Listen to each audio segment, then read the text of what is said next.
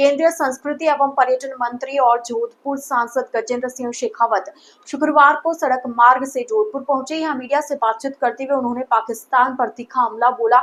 शेखावत ने कहा कि पाकिस्तान ने कायराना हरकत की थी, जिसका जवाब भारत ने अपनी सैन्य शक्ति से दिया। प्रधानमंत्री नरेंद्र मोदी ने पहले ही कहा था कि कल्पना से परे दंड मिलेगा और हमारी सेना ने वैसा ही कर दिखाया।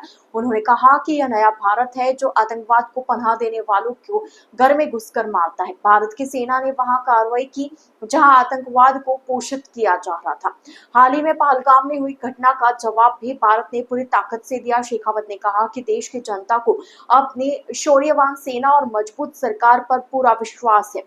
जोधपुर प्रवास के दौरान केंद्रीय मंत्री जैसलमेर के लिए रवाना हुए। वे पोखरण और फलोदी का भी दौरा करेंगे। जैसलमेर रवाना होने से पहले शेखावत प्रशासनिक अधिकारियों के साथ बैठक कर आवश्यक फीडबैक लेंगे और जरूरी निर्देश भी देंगे। उन्होंने बताया कि सांसद होने के नाते वे क्षेत्र के विभिन्न पहलुओं पर चर्चा करेंगे। भारत पाकिस्तान की सीमा से उनका गहरा नाता रहा है।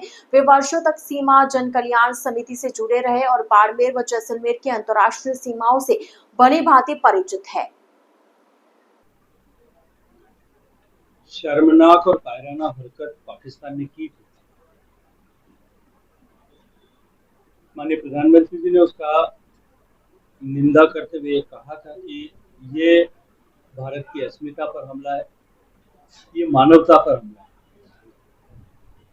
और ऐसा दुस्साहस करने वाले लोगों को और उनके आकाओं को, उनके पीछे खड़े लोगों को, जो वो कल्पना नहीं कर सकते, उससे भी कठोर दंड दिया जाएगा। इससे पहले भी उरी और पुलवामा के समय जिस तरह से भारत ने सर्जिकल और एयर स्ट्राइक करके पूरे विश्व को ये संदेश दिया था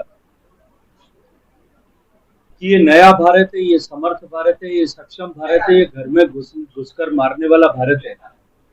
अब भारत के विरुद्ध चलने वाली किसी भी गतिविधि को, चाहे वो भारत की भूमि से हो या बाहर कहीं अन्यत्र किसी देश से, वो बर्दाश्त नहीं करेगा।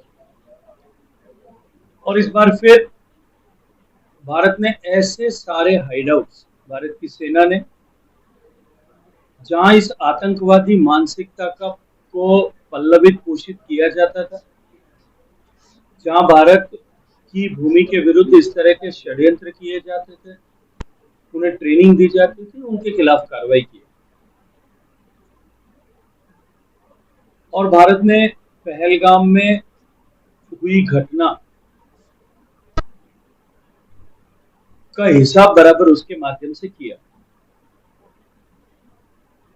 मैं सिर्फ इस समय पर इतना कहना चाहता हूं कि देश की जनता को देश की शौर्यवान सेना पर और देश के नेतृत्व पर भरोसा है और निश्चित रूप से देश के हित, देश के मान, देश के सम्मान को बनाए रखने के लिए देश का नेतृत्व और देश की सेनाएं पूरे ऊर्जा, प्राण और प्रण से जुटी हुई।